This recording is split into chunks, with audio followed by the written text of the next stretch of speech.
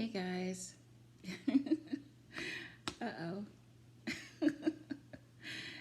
Good morning, good evening, good night. Thank you to all my subscribers and my viewers. I love you guys. Thank you so much. I'm reading another article that I wrote in LinkedIn. It's called How a Painful Rejection Turned into a Brilliant Opportunity. I remember going back into the workforce after having a baby. It was scary and intimidating, but I had a plan. Then a plan to cover that plan. Then another plan after that.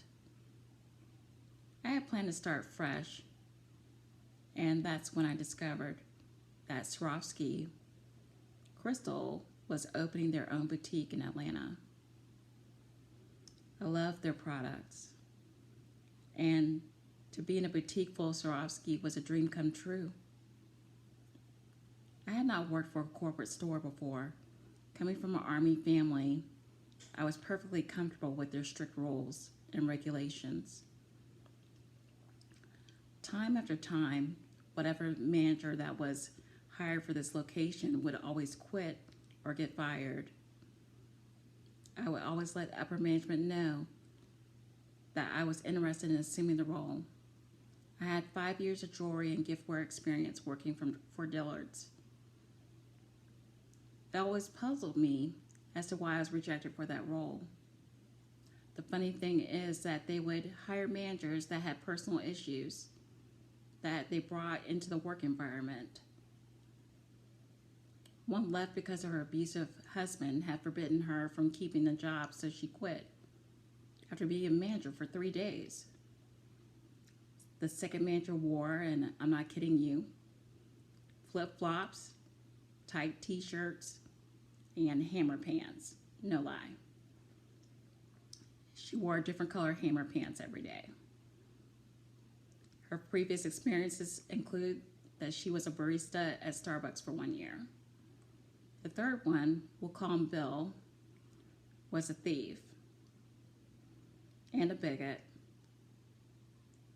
And he violated so many ethical codes that not only was he fired, but he was also arrested. Finally, I thought they would just pick me. I worked about 124 hours every 2 weeks. I literally ran a store alone for 6 months after Bill was arrested. I had filled our database with over 1,000 clienteles. I had the singer producer Usher come to our store every week. He nicknamed me the Crystal Lady. After all this, I had been rejected again for a store management position. I said, after all I've done to keep the store afloat, am I not a qualified manager? It was pure racism and ageism at its lowest. I know my audience. I know that you are going to say, here it comes. She's playing the race card. Believe it or not, racism still exists. It did not stop after the era of civil rights for African Americans. I was told by the hiring manager that we're looking for a fresh face. This is after she gave me a Cheshire grin. Oh, after he gave me a Cheshire grin. I'll call him Robert. It was as if he could not wait to tell me no. So when the new store manager arrived, we'll call her Kathy. She was a middle-aged Caucasian woman. At the time, I was 26, and I'll never forget that day. Per Swarovski's policy of not withholding any information from my fellow colleagues, I was obligated to train not only the store manager, but the new staff of salespeople, and HR, and customer service, and so on and so forth. The last straw was when I went to the stock room, which was actually kind of like a locker room, to get a new shipment of jewelry. And this Caucasian woman, we'll call her Andrea, tried to accuse me of taking her diamond earrings from her purse. She later found them in her coat pocket. This moment propelled me to get out of there. I was determined to find a job that was less toxic environment than this one. At the lower level of the mall, I saw a huge now hiring sign in front of the entrance of Zales. I confidently walked in there and approached the store manager. He must have seen the fire of my eyes. Without a resume, I did not even have to finish an application. I was hired. The base pay was lower, but my commission definitely made up for it. I sold costume jewelry, but not real jewelry before. I felt intimidation rearing its ugly head. I just shrugged it off. The store manager said,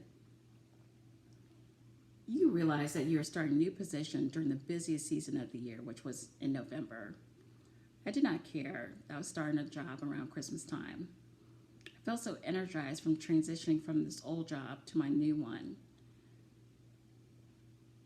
I studied anything I could about diamonds.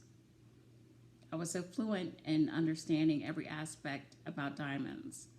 I had memorized the pattern of every stone that we had. The diamond is like a snowflake. None of them are the same.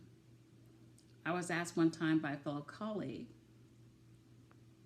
"How do you know whether that round diamond that you just showed the customer and let the customer hold had not been swapped for a fake one?"